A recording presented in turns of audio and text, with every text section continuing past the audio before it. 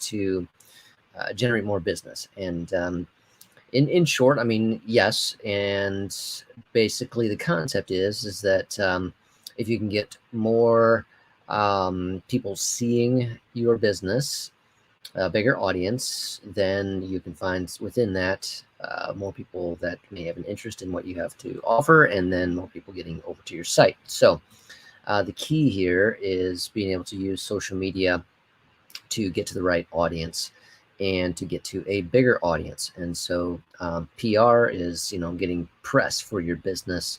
And so we want to talk about that, using social media to do that. Of course, you have your social media out there.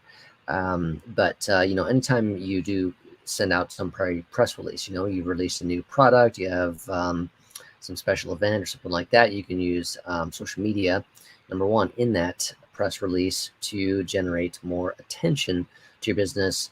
So they may miss the press release that comes out, but maybe they're going to see that on Facebook, they're going to see it on Twitter, and so they'd be interested and come over. So that's the possibility there.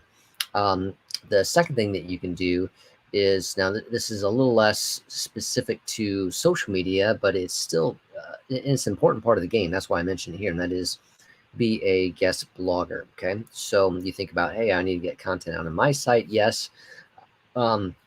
But it can help your exposure by you being on other business sites. Okay, so things that are within your industry, other partners, things in your community, chambers, whatever is relevant to your business in front of that the content where it's located, that site, would have some of your audience there. And so by volunteering to be a guest blogger, writing a post.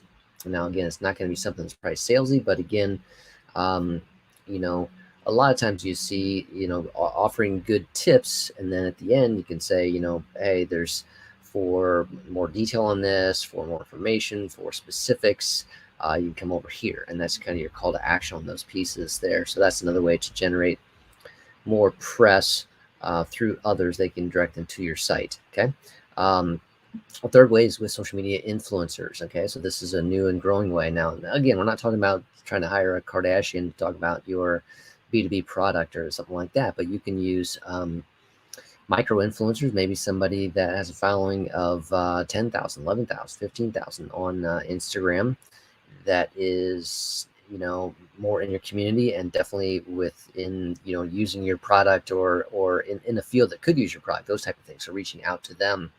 And then that helps, again, by them using your product or, discussing it, that type of thing, in their social media accounts. You can work out the details with those. We got a couple of links in this article about influencer marketing and micro influencers that I think can be helpful to you to learn more about that. I think it's a relevant, growing concept. You're looking for people that are online and seen, that are trustworthy, and that can, kind of associate with your brand, and that can, within the midst of what they do, weave in, things about your brand. You see this all the time on Instagram for a lot of different products. I'm a runner, triathlete, and so, I follow some other professional triathletes that'd be considered a micro influencer, because again, maybe they have 5,000, 10,000 followers, nothing huge like 100,000 or a million.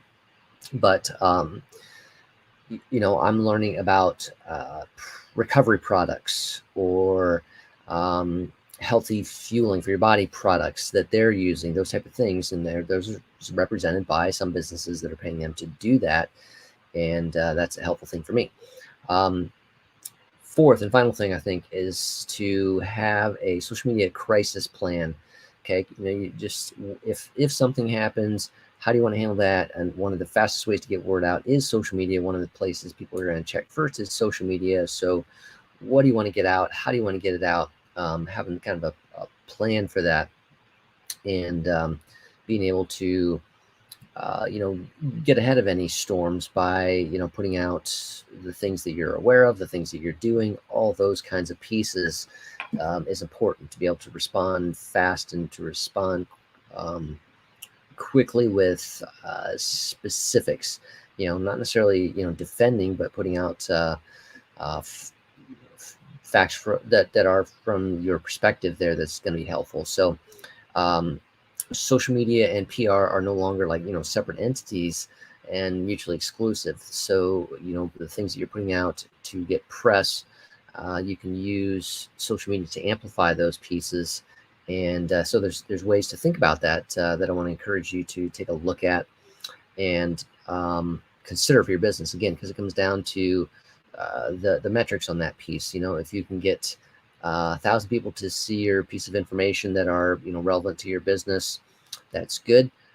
If you can double that and get 2,000, that's better. Again, if this is relevant people to see your material, and so that's what this is about, trying to find the relevant ways.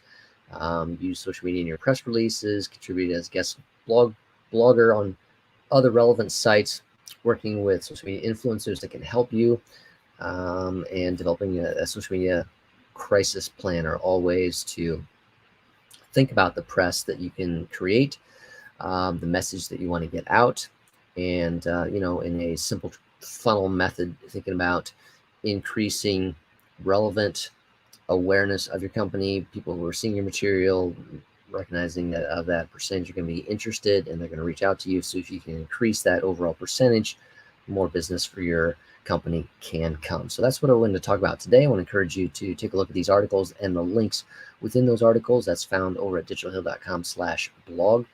And the topic again is how your business can use social media to boost PR. This was Mike with Live with Mike. Over and out. Have a great rest of your week.